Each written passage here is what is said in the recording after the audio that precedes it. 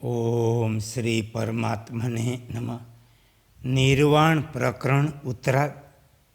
કર્મોના ત્યાગ અને ગ્રહણથી કોઈ પ્રયોજન ન રાખી જીવન મુક્ત પુરુષોની સ્વાભાવિક સત્કર્મોમાં પ્રવૃત્તિનું પ્રતિપાદન.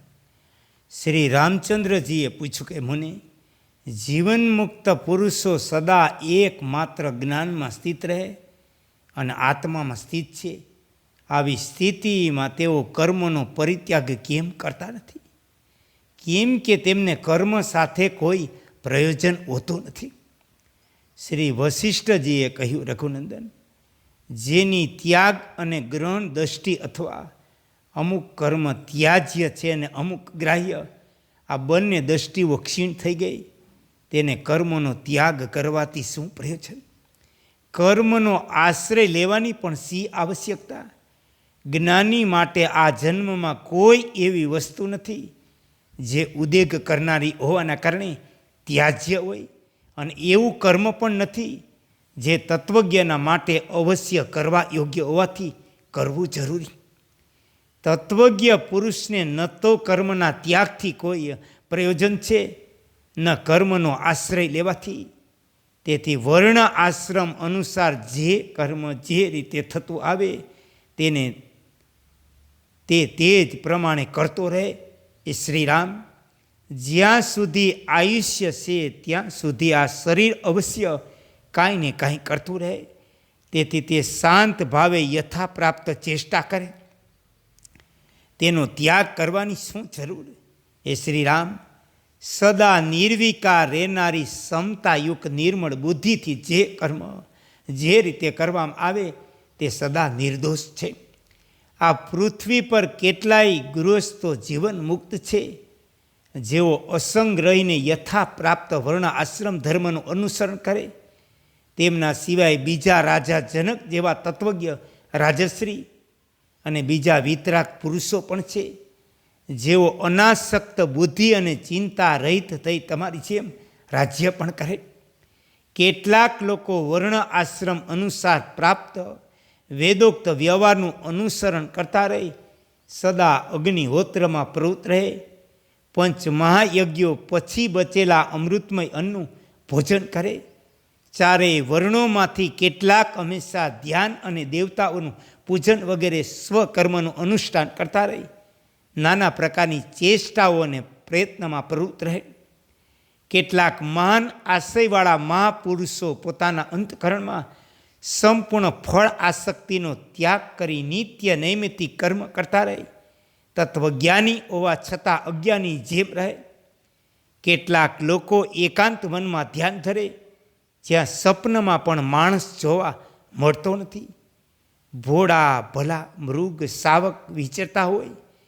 કેટલાક લોકો પુણ્ય તીર્થો, આશ્રમો, દેવાયલોમાં રહે કે પુણ્યોમાં વૃદ્ધિ કરનારા છે, જ્યાં સદાય પુણ્યાત્મા પુરુષો નિવાસ કરે, જ્યાંનો સદાચાર મન અને ઇન્દ્રિયોના નિગ્રહથી સુશોભિત થાય.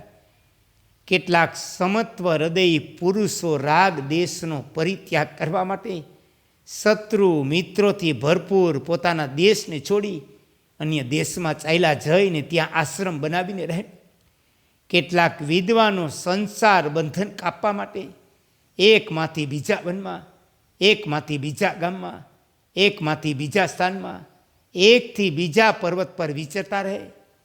મહાપુરી વારાણસીમાં, પરમ પાવન તીર્થરાજ પ્રયાગમાં, શ્રી પર્વત પર, સિદ્ધપુરમાં બદ્રિકા આશ્રમમાં, પરમ પુણ્યમય શાલિગ્રામ તીર્થમાં, કલાપ ગ્રામની ગુફામાં, પુણ્યમયી મથુરાપુરીમાં, કાલંચર પર્વત પર, મહેન્દ્ર વનની ઝાડીઓમાં, ગંધમાદન પર્વતના શિખર પર, દુર્દર પર્વતની ટેકરીઓ પર, સહ્યાગીરી ભૂખંડોમાં, વિંધ્યગીરીની કંદરાઓમાં, મલય પર્વતના મધ્ય ભાગમાં, કૈલાસના વનોમાં,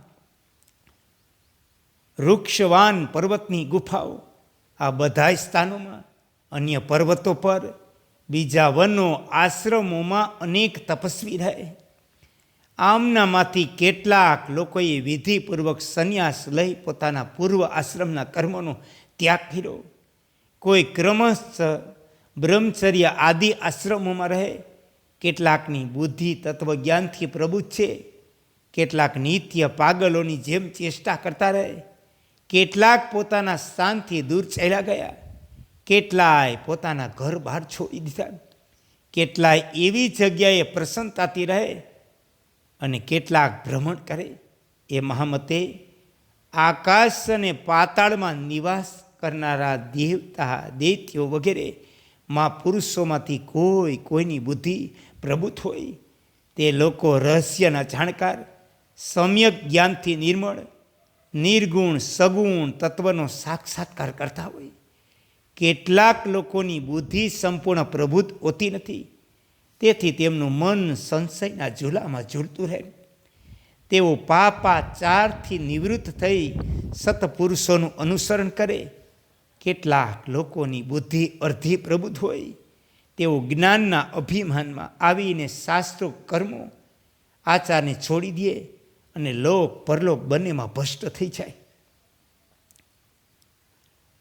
એ શ્રીરામ, આ પ્રમાણે આ જન સમુદાયમાં જન્મ મરણરૂપી સંસારમાંથી છૂટવાની ઈચ્છાવાળા ઘણા લોકો અનેક પ્રકારના વ્યવહારો કરતા હોય. સંસાર સાગરથી પાર થવામાં ન તો વનવાસ કારણ છે, ન પોતાના સ્થાનમાં રહેવું પણ કારણ છે, ન કષ્ટપ્રદ તપસ્યા પણ કારણ છે, કર્મોનો પરિત્યાગ કરવો અને અથવા કર્મોનો આશ્રય લેવો એ પણ સંસારની નિવૃત્તિમાં કારણ નથી. સત્કર્મોના આચરણથી જે પ્રસિદ્ધિ, લાભ, ઐશ્વર્ય વગેરે ફળ પ્રાપ્ત થાય તે પણ સંસાર બંધનથી મુક્ત કરવામાં કારણ નથી. સંસાર સાગરથી પાર ઉતરવા માટે તો એકમાત્ર પોતાના વાસ્તવિક સ્વરૂપમાં સ્થિત રહેવું એ જ ઉપાય છે. જેનું મન ક્યાંય આસક્ત નથી તે ભવ સાગરથી પાર થઈ જાય. જેનું મન આસક્તિ રહિત છે તે મુનિ નિત્ય શુભ કર્મોનું અનુષ્ઠાન અને અશુભ કર્મોનો ત્યાગ કર્યા પછી સંસાર બંધનમાં ફરી આવતો નથી. જેની ખોટી બુદ્ધિ છે, વિષયોમાં આસક્ત છે, જેને પોતાના મનને વિષયોમાં છૂટું મૂક્યું તે મૂર્ખ સંસાર સાગરમાં ડૂબે. જેની બુદ્ધિએ વિષયોના રસનો અનુભવ કર્યો તેની તે બુદ્ધિ દુઃખ પર દુઃખ આપનારી. મધના પાત્રમાં ઘૂસેલી માખીની જેમ તેને ન તો ત્યાંથી હટાવી શકાય, ન મારી શકાય. કાકતાલી એટલે કે કાગડાને બેસવું અને ડાળને ભાંગવું એવા સંયમથી કદાચ મોક્ષ પ્રાપ્તિ માટે પોતાનું ચિત્ત સ્વયં પરમાત્માના સાક્ષાત્કાર તરફ પ્રવૃત્ત થઈ જાય. જ્ઞાન થતાં તત્વની ઉપલબ્ધિ દ્વારા નિર્મળ બનેલું ચિત્ત નિર્દ્વંદ, અનાસક્ત અને નિર્વિકાર બ્રહ્મ થઈ જાય. એ રઘુનંદન, તમે સ્વાભાવિક રીતે પરમાર્થ સ્વરૂપ રાગ દેશ વગેરે દોષોથી રહિત છો. તમે સમબુદ્ધિના છો, તમે મહાત્મા છો. તેથી શોક શંકા રહિત એકલા રહો. જન્મ મૃત્યુ રહિત જે પાવન પરમ પદ છે તે તમે છો. વિશુદ્ધ ચિન્મય બ્રહ્મ રૂપ જગતમાં પ્રકૃતિ, મળ, વિકાર, ઉપાધિ વગેરે લેશ માત્ર પણ નથી. તમે નિત્ય ચૈતન્ય ધામ બ્રહ્મ છો એવું સમજીને નિશંક ભાવે રહો. શ્રી વાલ્મીકીજીએ કહ્યું, ભરદાજ, જ્યારે મુનિવર વશિષ્ઠજી આવો ઉપદેશ આપી ચૂક્યા ત્યારે તે સભાના બધા સદસ્યો સમસ્ત ઈચ્છાઓ રહિત ધ્યાનમાં એકાગ્ર થઈ પોતાની નિર્મળ બુદ્ધિ દ્વારા બ્રહ્મપદને પ્રાપ્ત થઈ ગયા. સાથે સાથે તે મુનિ પણ મૌન અને બ્રહ્માનંદની સહજ અપરોક્ષ અનુભૂતિમાં પ્રવૃત્ત થઈ ગયા. જેમ કમળો પર ગુંજરાવ કરતો ભ્રમર ચૂપચાપ મકરંદનું પાન કરતો હોય. ઓમ શ્રી યોગ વશિષ્ઠાય નમઃ. વશિષ્ઠજીના ચરણમાં દંડવત કોટી કોટી પ્રણામ.